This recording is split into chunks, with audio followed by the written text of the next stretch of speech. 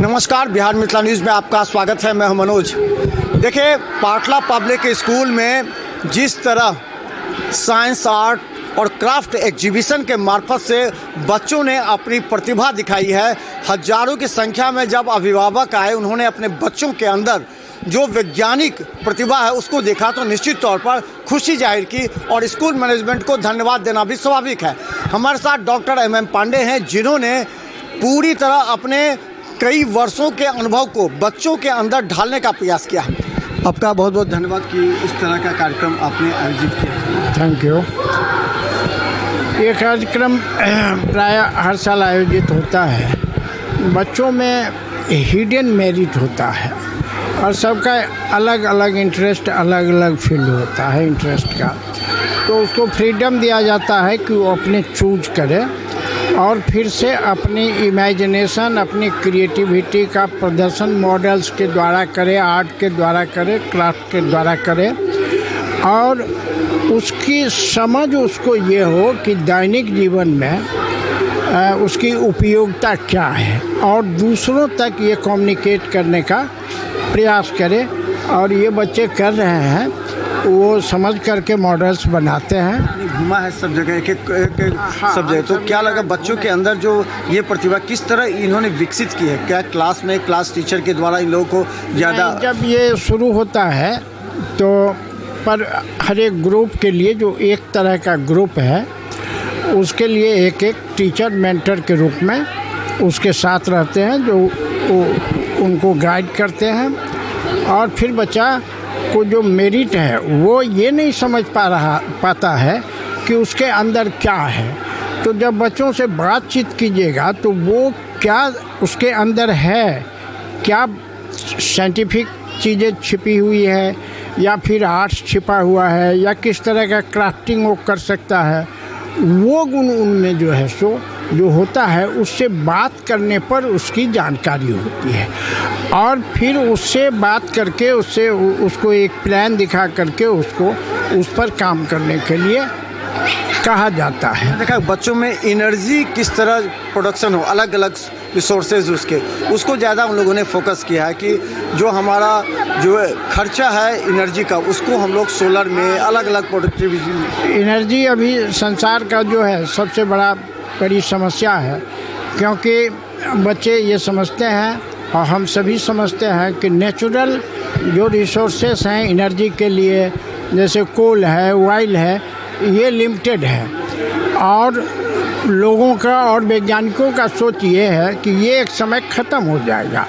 इसीलिए पूरा संसार रिन्यूएबल एनर्जी की तरह, जैसे सोलर एनर्जी है, हाइड्रो एनर्जी है या फिर जो है सो आपको ये विंड एनर्जी है और इस तरह की जो नई जो है सो ज्ञान लोगों को हो रहा है, वैज्ञानिकों को हो रहा है, जिससे ये उसमें देखा जाता है कि जो नेचुरल रिसोर्सेज से एनर्जी मिल रहा है उससे सस्ता एनर्जी इन नेचुरल सोर्सेज से मिले जो अनएंडिंग है। सूरज की रोशनी कभी ख़त्म होने वाली नहीं है, हवा कभी ख़त्म होने वाली नहीं है, इस तरह से पानी ख़त्म होने वाली नहीं है और इन सारे रिसोर्सेस में बहुत सारी एनर्जी है। उस एनर्जी को कैसे हम अपने उपयोग में ला सकते हैं उसकी ज़रूरत आज मानव जीवन को है और इसीलिए जो है उस पर बच्चे अधिक ध्यान देते हैं। वाटर कंजर्वेशन, पानी के संचय, जो बारिश का पानी होता है उसको संचय कर, उसको प्यूरिफाई कर, उसको खेतों में पहुंचाना, उसको घरों तक पहुंचाना, ये भी बच्चों ने दिखाया है। हाँ, ये भी है कि पानी, जैसे पानी का लेयर घट रहा है, पानी की सब जगह अभाव होता है। जैसे यहीं पर दरभंगा लहरियासराय में पानी का अभाव आज से 10 साल पहले कभी नहीं होता था। हर मौसम में पानी सिंपल नल में उपलब्ध रहता था, लेकिन वो पानी का लेयर नीचे जा रहा है और लोगों को पानी में दिक्कत हो रही है।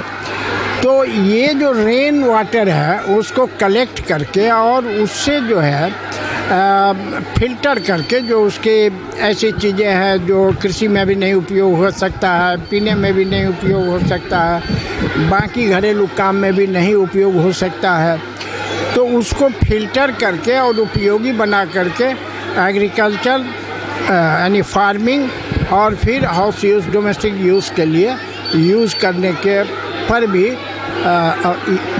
एक सोच है वैज्ञानिकों की, और उस दिशा में भी बच्चे सीख रहे हैं। आपने देखा होगा बच्चों की पूरे गुणवत्ता को इसको और डेवलप करने के लिए जो बेटर जो अपना प्रतिभा दिखा रहे हैं, क्वालिटी दिखा रहे हैं, उन लोगों को कैसे और ज़्यादा विकसित किया जाए, उनको और अगले स्टेप और बढ़ाया जाए। टीचर्स के सपोर्ट पर, आप लोग का सपोर्ट को कुछ प्राइज़ दे करके भी कैसे क्या करें? हाँ, वो प्राइज़ तो देते ही हैं। अब इसमें से जो मॉडल्स है वो मॉडल्स अधिक साइंटिफिक होगा, जो आर्ट अधिक बेहतर है, उसमें से जो है सो ग्रुप वाइज रैंकिंग किया जाता है और उसके आधार पर फिर बच्चों को प्राइज़ दिया जाता है।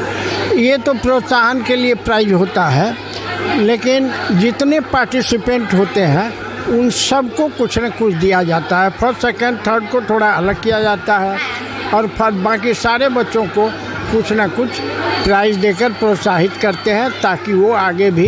टीचर्स की भी भूमिका काफ़ी महत्वपूर्ण होती है। टीचर ये साइंटिफिक कंसेप्ट बच्चों के अंदर डालते हैं, बच्चों के अंदर आर्ट्स की जो कंसेप्ट है वो डालते हैं ताकि वो अपना कैरियर सिर्फ आप किताबी ज्ञान के अलावा एक्स्ट्रा करिकुलम एक्टिविटीज़ में बच्चों को इन्वॉल्व करना ज़्यादा लाभप्रद है। हाँ, एक्स्ट्रा करिकुलम एक्टिविटीज़ हमारे यहाँ है, जैसे डिबेट है, क्विज है, इसके अलावा ग्रुप डिस्कशन है, करेक्ट राइटिंग है, करेक्ट स्पीकिंग है, तो ये सब ये कैलीग्राफी है। तो ये जो डिफरेंट ढंग का है, आर्ट है, ये म्यूजिक भी है, तो ये जो डिफरेंट ढंग का एक्स्ट्रा करिकुलर एक्टिविटीज़ है उसका भी प्रोविज़न हम किए हुए हैं और बच्चे पार्टिसिपेट करते हैं।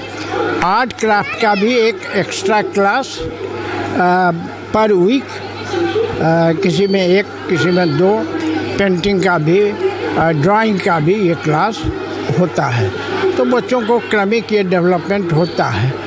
और टीचर जो ज्ञान का स्रोत है, चाहे वो नेट हो, गूगल हो या दूसरे रिसोर्सेस हों, बुक्स हों, या तब उसका स्तर यही होता है कि बच्चों ने जो पढ़ा है अभी तक उसके संबंध में अगर टीचर बताते हैं तो निश्चित रूप से बच्चे अधिक ठीक से कर पाते हैं। और जो चीज़ बच्चा जानता नहीं है अभी तक, जिसका नाम नहीं सुना है, वैसी चीज़ उसके लिए एब्स्ट्रैक्ट लगता है, तो वैसी चीज़ में बच्चों की रुचि नहीं होती है, इसीलिए वैसे काम।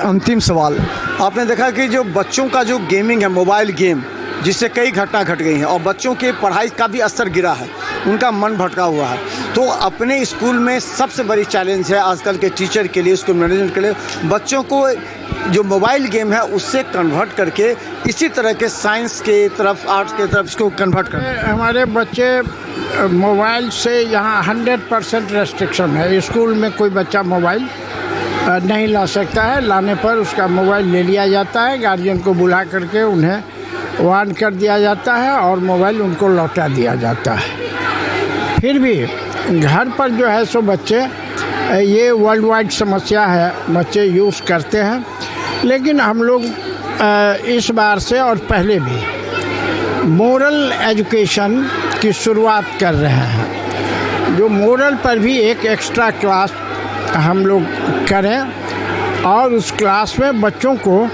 उनके जीवन के लिए क्या बहुत ख़राब है, क्या उसको आगे जा कर के पश्चाताप हो सकता है जिन बातों के लिए, उन्हें सिखाने समझाने का प्रयास हम लोग करते हैं। और टाइम टू टाइम वैसे भी जो है सो टीचर इंटरेक्ट करके बच्चों को बताते हैं। अभी हम अपने यहाँ इंटरेक्टिव ये डिजिटल बोर्ड्स लगवाए हैं, कुछ आ गया है, कुछ आ रहा है, तो बेहतर जो है सो पढ़ाई का स्तर जो है सो थोड़ा रिफाइन होता है। और हम चाहते हैं कि हमारे बच्चे अब हम थोड़ा सा कम समय दे रहे थे इस वर्ष से पहले, तो कुछ चीज़ें तो थी जो बहुत सेटिस्फैक्ट्री नहीं हम कह सकते हैं, फिर भी हमारी पढ़ाई, हमको जितनी जानकारी है, किसी भी दरभंगा के किसी भी स्कूल का आट पार है, बल्कि अधिकांश स्कूलों से बेहतर है।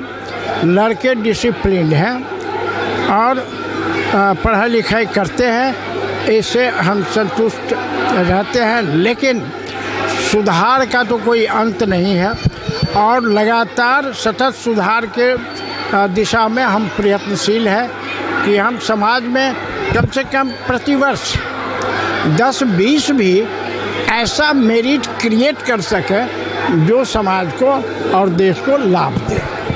तो धन्यवाद। देखिए, हमारे साथ ललित नारायण मिथिला विश्वविद्यालय के एग्जामिनेशन कंट्रोलर रहे डॉक्टर MM पांडे, जिन्होंने सीनियर छात्रों के अंदर की प्रतिभा को उसे एक लाइन पर, टाइमलाइन पर लाने का प्रयास किया है। अब वही गुणवत्ता बच्चों के जो प्रारंभिक स्टेज होता है, वो स्टेज जिस बेस मजबूत हो जाने के बाद कोई भी बच्चा बड़ा से बड़ा पद ले सकता है, देश और विदेश में नाम रोशन कर सकता है। ऐसे बच्चों के अंदर साइंस, आर्ट, क्राफ्ट प्रतियोगिता के तहत उन लोगों के जो कंसेप्ट हैं, जो पॉजिटिव कंसेप्ट है, साइंटिफिक कंसेप्ट है, उसको ज़मीनी स्तर पर उतारने का प्रयास किया गया है। इससे लगता है कि आसपास के क्षेत्र के अभिभावक भी ज़्यादा रोमांचित होंगे कि हमारा बच्चा किस स्कूल में जाए, ताकि उसके अंदर साइंस, आर्ट्स की भी जो एक्टिविटीज़ है वो डेवलप हो, ताकि आगे जाने पर वो अपना देश का, अपने समाज का नाम रोशन कर सके। तो देखते रहे बिहार मिथिला न्यूज़। यूट्यूब में सब्सक्राइब कीजिए, GTPS सिटी केबल। दर्श पर लाखों लोग हमें देख रहे हैं। धन्यवाद।